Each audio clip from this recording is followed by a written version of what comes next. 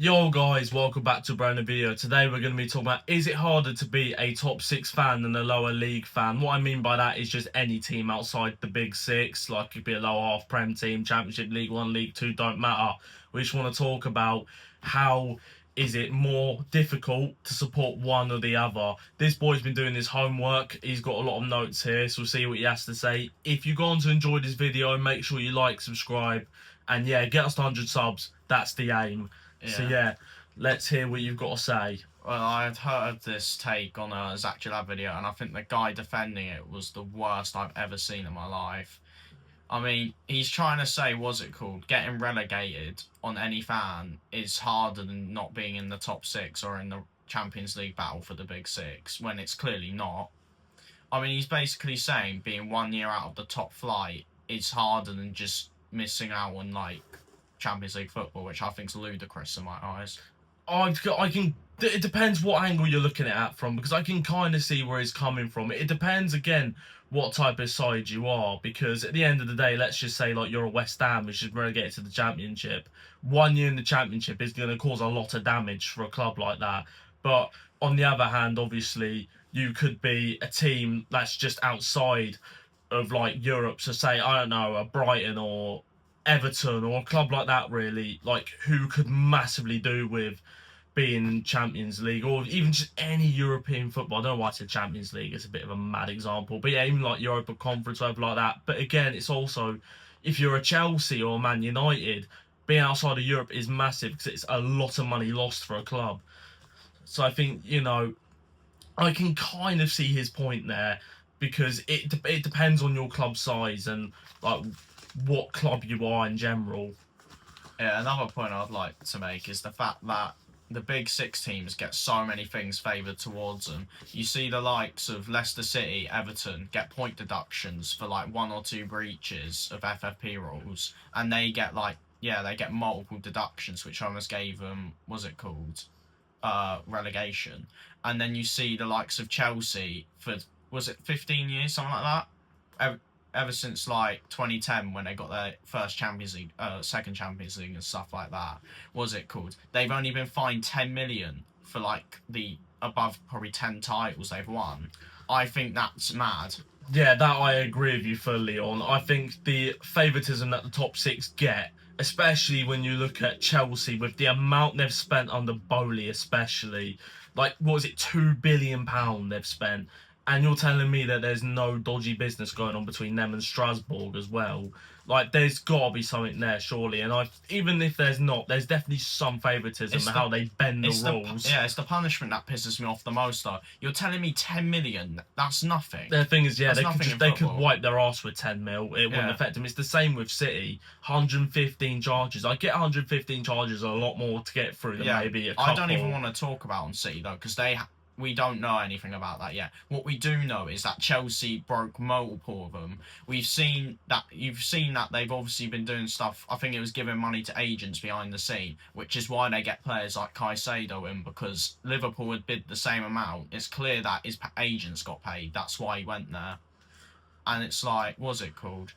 They won two Champions Leagues in that time since they've been frauding off the Premier League. They've had Europa League, Conference League, multiple Premier League titles, and yeah, you're not even going to give them a point deduction for this season. It's like Everton got it for like, I think just a little bit below FFP, so they had to get like a fine. But then they also give them the points deduction. But yeah, I think again, like talking about FFP and stuff, that's a whole other video. I feel the FFP system in general is just outdated at this point. I have to use it though, because that's why the lower teams got a deduction. Well, yeah, of course. Obviously, it is a contributing factor. I'm just saying it could be a whole different video in itself. But yeah, I definitely feel that FFP fully benefits the bigger teams. I think that's another way they get away with all the stuff they do. Again, like, I'll go back to it again, City with 115 charges. I'm just saying, like, call me crazy. I'm saying if that's like an Everton who get charged, I mean, there's a whole meme of deduct 10 points to Everton when some shit happens. But, I mean, it's true. You see it, like, even with Leicester and stuff. Sheffield Wednesday. Like, you see clubs that fail to meet requirements or, they fail to pay whatever they do. And they're straight away hit with fines, point deductions, which completely ruin a club. and you just see absolutely nothing with the big six in that regard at all. Like the only thing I've seen recently is Chelsea get fined with 10 mil, and then that transfer embargo they had like what, probably like 5 years ago now or something like that. But apart from that, like nothing. And the amount of money they spend and they get it, like it's just mental to me. I just feel that there's definitely some favoritism there in the way they bend the Another rules. problem I have is that the fans that are in that video were trying to defend the fact that, what's it called, if the big six don't finish in like, yeah, the top six or like Champions League spots, that it's horrible for them, when it's really not, because the fact of the matter is they're spending over hundreds of mils on these players that they buy from us as the small clubs. They should, and they spend the amount where they should be exceeding expectation. Like, what's it called? And teams like Brighton, Bournemouth, and Brentford, the ones who literally feed them the players, and they have to find replacements. Surely it's harder for them to exceed expectations, which is not easy to do. And if you get teams like West Ham, who just fell off a little bit and didn't, what's it called, succeed their expectations, they get relegated for it. Exactly. It's like, what's it called? Man United or Chelsea coming 10th one season does not change the fact where they could be next season with the amount of money they splash. Yeah, every time. I get that it can affect clubs like them if they don't finish in European spots like the Champions League, Europa League, whatever. I get that, but the problem is, I feel like we've just seen it this summer.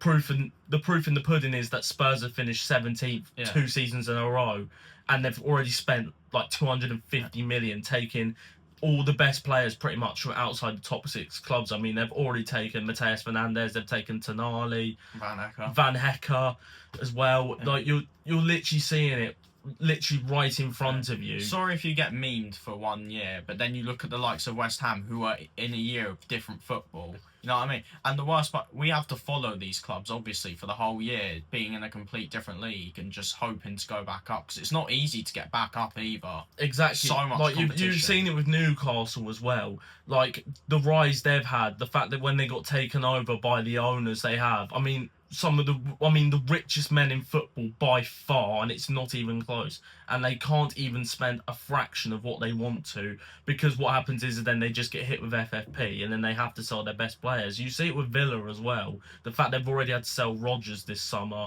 I mean, Watkins could go, Konza could go, and it's the fact that they always have to do this. I know you could say, oh, it's the football food chain in it. Like all the players are going to go to the biggest clubs, and obviously that's the case. But I just feel like supporting a club like obviously he supports Brighton, I support Leeds, clubs outside of that big six.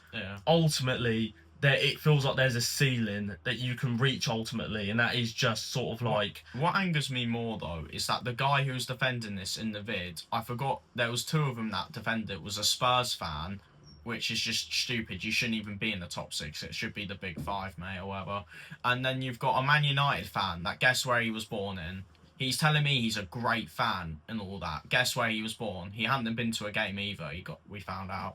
Where was he born? North London. You're telling me you've chosen Man United in North London. How are you not an Arsenal fan or anything like that? You can't tell me a guy who hasn't gone to see their team is not a super fan. You know what I mean? Especially if you're born in London. It's like he had no family ties there either. Exactly. I could get it if you have family ties, because you might be thinking, why do I support Leeds when I clearly don't have a Yorkshire accent? But I mean, our dad's Yorkshire. And I mean, like if you just met the guy, you would know he is. And he was born there, he came from there, and they have family up there from all around the Leeds area. So that's the reason why I support Leeds. And I can understand it, obviously, being a fan in the south.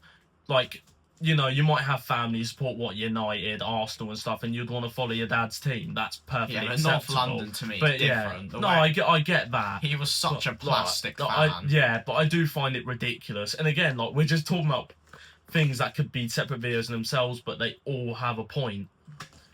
Like to back up our argument. And also another thing I'd like to mention about the Big Six, that no matter what, you've never got that fear of being relegated. I know we had the thing of like, oh, could Spurs actually go down? And it did look like at one point they actually could. But I mean, just look at how much injuries they had with that squad. That squad was absolutely fucked. Like there was no way when they had all their players fit they were going to go down. And it would have been fucking hilarious to see, but clubs like that don't have to fear about getting relegated. Every other club, like if they get absolutely raided or just have one poor season, could fall off massively. West Ham are the prime Yeah. example of that. They And really if they are. don't get promoted next season, they're going to be absolutely fucked. Because financial payments, because teams obviously they get financial whatever the fuck, I forgot what it's called now. But Yeah. basically they get, I said parachute payments. They get that for going down, and that just gets less and less every year. So for clubs like that, it could absolutely cripple them. I mean, Leicester in League One, a club like that, which 10 years ago won the Premier League, may I add, have been absolutely ruined by it. And I know it's also been done by poor business, by their owners and stuff like that, which obviously play a factor. But you're telling me supporting a club like that isn't harder, that you see go through these things? I mean, being a Leeds fan, we were massive back in the 90s, early 2000s, before we got absolutely done over financially, which ruined the club. And I mean, we went as low as League One. I mean, Brighton even, like, were a club, what, like, I think it's the 80s or something, were nearly liquidated. Like, clubs like that, you know, who go through these hardships of bad ownership, that go through all of this problems, and they don't try and help it either. Like the EFL especially, fucking disgrace when it comes to this. They don't help it whatsoever. So you just watch clubs suffer with money and stuff, which the big six will just never understand. And especially for local fans that go to games and stuff. So for me, it's crazy to say that supporting a big six team is harder. You might get memes more, but you're the biggest clubs. For me though, the biggest point I have to make is the fact that, and I think Brighton is the perfect example of this, because we're basically Chelsea's fucking second team or whatever. But what is it called? It's the fact that we have to keep scouting these players that can help us stay where we are. Because we've lost all of our top players every season in Caicedo, McAllister, many more. And it's just like, think about how hard it is for these clubs to keep their expectations and keep exceeding it. That's the when thing. you've got the top six teams taking every single team's best player that's below them. 100 mil, have it, mate. 110 mil, have it. It's stupid. Villa, what was it called? Jack Grealish, 116 million. We'll take him.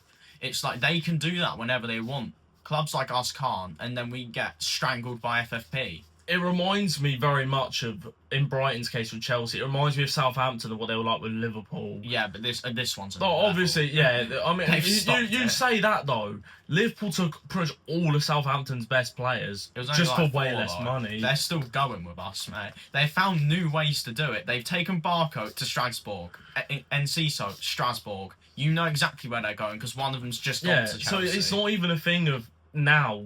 It's even back then. Like players will just get tempted by big clubs. Obviously, it's going to happen. But in that sense, you can't tell me that it's harder to support a team when obviously supporting a big six team, you can just basically take who you want.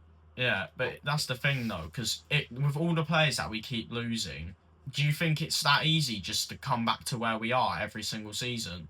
Like genuinely, if we just lost a few more of our players, we could be in that relegation battle and gone again. And we never know when we could get back up. But yeah, an off season for Chelsea is 10th. And yeah, I don't know exactly. What to say about that. Like for me, you just never live in fear of being relegated or anything January. Truly bad that's going to happen to your club. And all they got to do in January is just buy whoever the hell they want. Pretty much. Like the only thing I can say with the big six is the fact you'll just get memed more and people take the piss more. But that's bound to happen. Obviously, you're the big clubs. It's going to happen. And you see trophies all the time. Obviously, Spurs don't. But once again, I wouldn't even call them the big six. I don't think they should be in the discussion.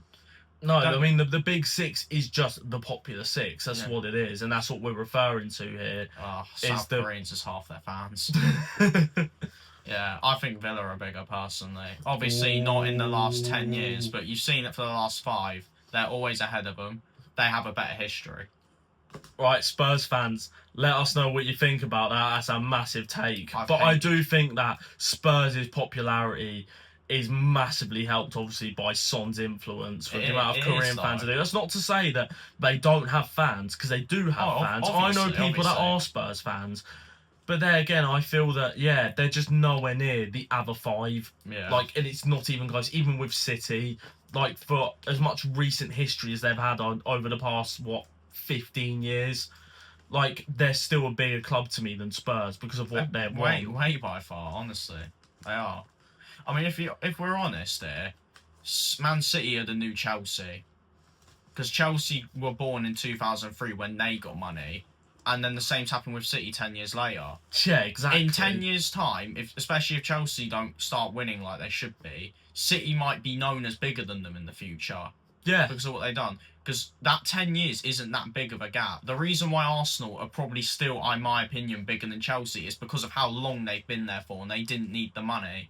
Yeah, that's the thing. That for me, like, and I mean, you can argue who you think the biggest of the London clubs is. It's Arsenal. It is. It has to be Arsenal. It's you see just them everywhere. Arsenal. They Exactly. score. Arsenal fans, you can't fucking get away from them. You just can't. Like, wherever you go, you can be in London, you can be down here. Fucking, you could probably even be in Manchester and you'd find Arsenal fans. Do you know what I mean? Like, they're everywhere. Yeah. For me, that they are just the biggest London club, like, without a doubt.